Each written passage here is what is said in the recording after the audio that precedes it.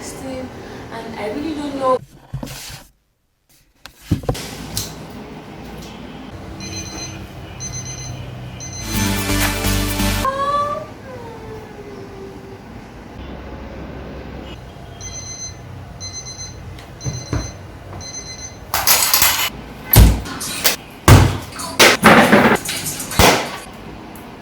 Back at down.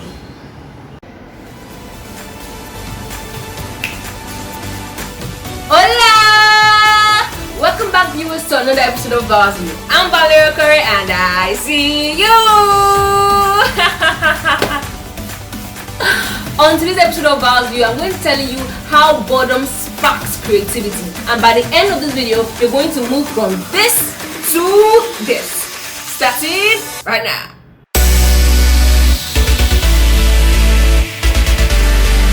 If you want to be creative, start by being bored first. I know, right? How can boredom make me creative? Let's find out. Steve Jobs said, and I quote, that boredom allows one to indulge in curiosity. Well, you see, curiosity leads to thinking, and thinking leads to creativity. So, a study at the Pennsylvania State University by psychologist Karen Kasper discovered that students who were bored performed better at creativity tests than students who were relaxed or feeling excited. So, how does boredom spark creativity? Boredom allows your mind to wander. You see, have you ever been bored and your mind is just going round and round and round, thinking about one thing or the other? That's called wandering. And the best way to be bored is to actually embrace that idea of your mind wandering. Just enter into your head and relate to that aspect of creativity. Enjoy it, because that is you building bedrocks to creativity. Most great men perform this activity.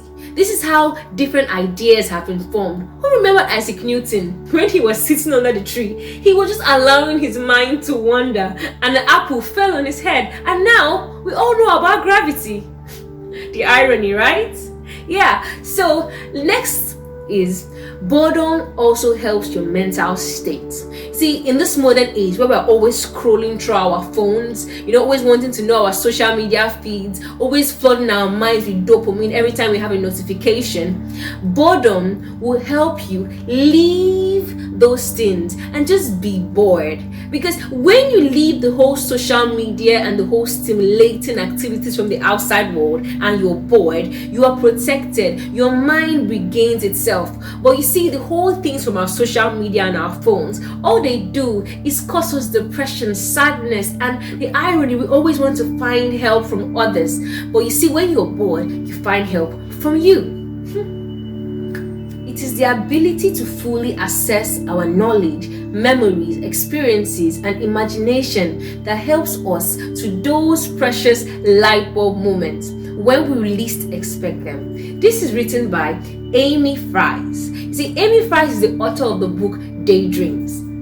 This book is all about daydreaming. And when is the best time to daydream? When you're bored. That's right.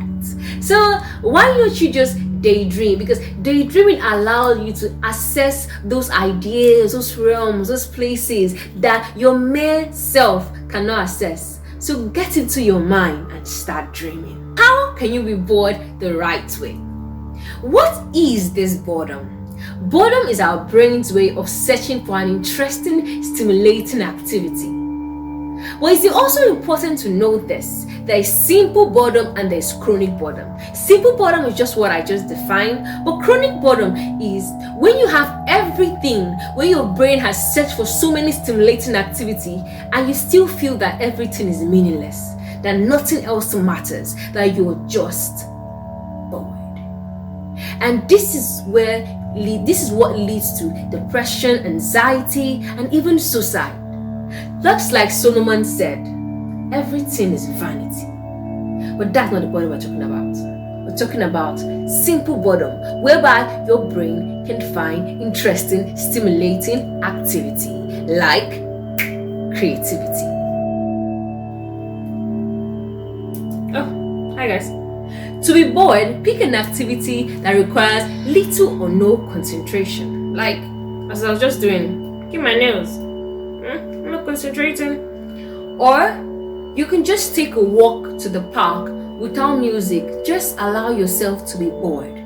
You could also sit down with your eyes closed, thinking. Or go to buy something at the supermarket and wait in line. And my favorite, looking at the clock, waiting for the bell to ring.